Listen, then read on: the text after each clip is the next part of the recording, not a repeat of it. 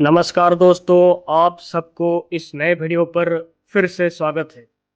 तो साइक्लोन मोंथा का असर से अभी भी भारत के कई राज्यों पे भारी बारिश से अति भारी बारिश जारी रहने की संभावना है आने वाले कुछ दिनों तक।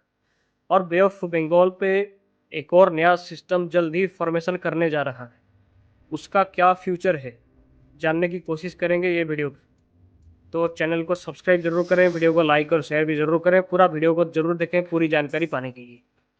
तो 30 अक्टूबर है आज, और सैटेलाइट को देखेंगे तो आप देख सकते हैं कि साइक्लोन मोंथा का लैंडफॉल मछलीपट्टनम पे हुआ, काकीनाडा पे ना होकर। और उसके बाद ये उत्तर पश्चिम पे आगे बढ़ने के साथ, कमज़ोर होने के साथ, एक डिप्रेशन का इंटेंसिटी पे विदर्भ के ऊपर दिखाई दे रहा है। आप स्क्रीन पर क्लाउड को देख सकते हैं। और ये सिस्टम अभी जहाँ पर है वहाँ पर बादल ज़्यादा सक्रिय होने के चलते यहाँ पर बारिश पिछले 24 घंटे से जारी है। और ये बारिश और भी बढ़ेगा जैसे जैसे सिस्टम और भी आगे जाएगा कमज़ोर होने के साथ साथ।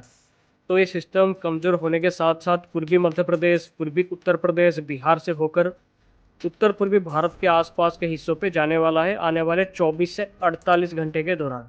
जिससे कैसी बारिश हो सकती है आगे डिटेल्स पे डिस्कस करेंगे। और इसके साथ अरेबियन सी पे जो डिप्रेशन पिछले कई दिनों से लगातार सक्रिय है, इससे गुजरात, सौराष्ट्र और आसपास के महाराष्ट्र, राजस्थान के आसपास के कई लोग पे बारिश कुछ दिनों से लगातार जारी है। और ये बारिश जारी रहेगा कम से कम 4 नवंबर तक। बारिश ये सभी हिस्सों पे लगातार होने की संभावना है। इस पर डिटेल्स पे थोड़ा आगे बात करेंगे। तो इसके साथ एक नया low pressure system golf of Thailand के पास पे देखा जा सकता है। ये सिस्टम दक्षिणी चाइना सागर से यहाँ तक आ चुका है। और ये सिस्टम अगले 24 घंटे पे, मतलब कल तक, उत्तरी अंडमान सागर पे एक सर्कुलेशन के रूप में एंटर करेगा। और उसके बाद 48 घंटे पे 2 नवंबर के आसपास तक उत्तरी अंडमान सागर म्यांमार के दक्षिणी हिस्सों के पास पे एक लो प्रेशर का रूप भी ले सकता है। तो उसके बाद इसका क्या प्रभाव, कहाँ ट्रैक होगा, क्या इंटेंसिटी होगा, इस पर आगे बात करेंगे। तो साइक्लोन मोंथा और अरेबियन सी का डिप्रेशन के चलते आज छत्तीसगढ़, पूर्वी मध्य प्रदेश, विदर्भ के साथ तेलंगाना, उड़ीसा, बिहार, झारखंड, पूर्वी उत्तर प्रदेश और पश्चिमी मध्य प्रदेश, गुजरात, सौराष्ट्र, कच्छ के साथ सिक्किम और आसपास के अंडमान निकोबार के हिस्सों पे मध्यम से भारी बारिश हो सकती है। लेकिन विदर्भ और पूर्वी मध्य प्रदेश के कुछ हिस्सों पे आज अति भारी बारिश का संभावना है। और सिस्टम विदर्भ को क्रॉस करने के बाद पूर्वी मध्य प्रदेश से होकर आगे जाएगा आज के बाद से। और कल तक ये पूर्वी उत्तर प्रदेश और बिहार के अंदर एंटर कर सकता है। जिससे कल आपको पूर्वी उत्तर प्रदेश और बिहार और सिक्किम के साथ झारखंड के हिस्सों पे बारिश का गतिविधियां बढ़ता हुआ दिखाई देगा। लेकिन जबकि सिस्टम डिप्रेशन टाइप का इंटेंसिटी के साथ बिहार और आसपास के पूर्वी उत्तर प्रदेश पे एंटर करेगा, इसीलिए इससे बिहार और आसपास के पूर्वी उत्तर प्रदेश पे अति भारी बारिश हो सकती है कल। खास तौर पर बिहार और पूर्वी उत्तर प्रदेश के कुछ हिस्सों पे अत्यधिक भारी बारिश कल हो सकता है। खास करके 200 से 400 मिलीमीटर तक भी बारिश कुछ हिस्सों पे होने की संभावना को इग्नोर नहीं कर सकते। फ्लडिंग की कंडीशन यहाँ पर बन सकता है। आप मॉडल पे इसी बारिश का एक्टिविटीज़ को देख सकते हैं। तो वहीं पर कल गुजरात, सौराष्ट्र और नॉर्थ गुजरात, कोंकण, गोवा, मुंबई के हिस्सों पे भी बारिश का गतिविधियां जारी रह सकता है सिस्टम के असर से। तो 1 नवंबर से साइक्लोन शक्ति पूरी तरीके से कमजोर होने के साथ साथ उत्तर पूर्वी भारत की तरफ आगे बढ़ सकता है, जिससे उत्तर पूर्वी भारत पे बारिश बढ़ सकता है। पूरे असम, मेघालय, नागालैंड, मणिपुर, मिजोरम, त्रिपुरा, अरुणाचल प्रदेश, सिक्किम और आसपास के हिस्सों पे भारी से अति भारी बारिश कुछ जगह पर हो सकती है 1 और 2 नवंबर को। तो गुजरात, सौराष्ट्र और महाराष्ट्र पे भी बारिश हो सकती है 1 नवंबर और 2 नवंबर को डिप्रेशन के असर से।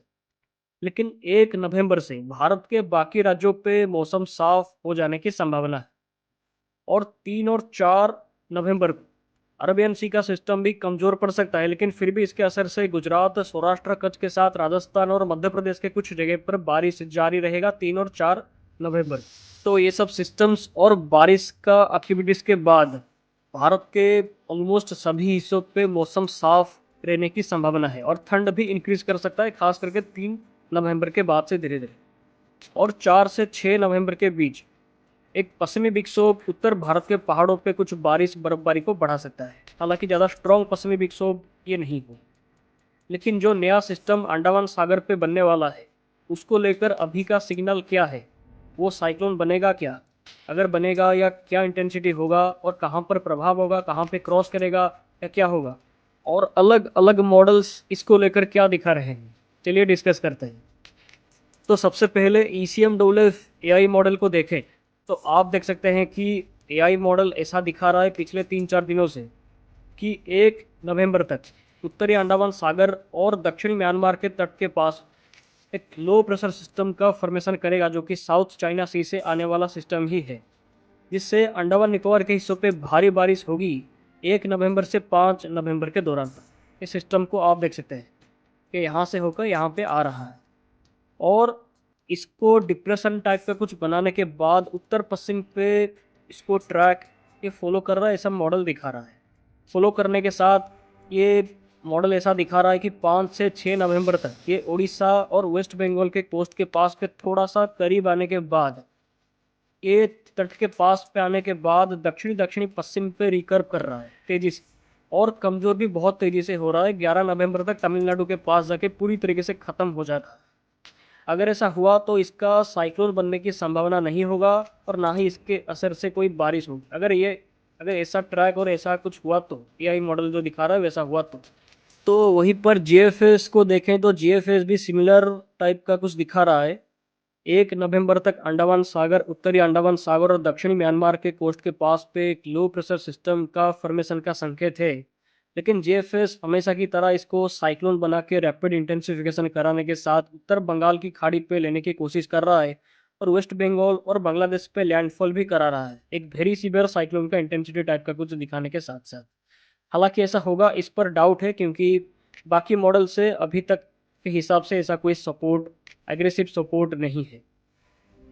तो आइकॉन मॉडल को देखें तो आइकॉन मॉडल भी साइक्लोन टाइप का कुछ दिखा रहा है।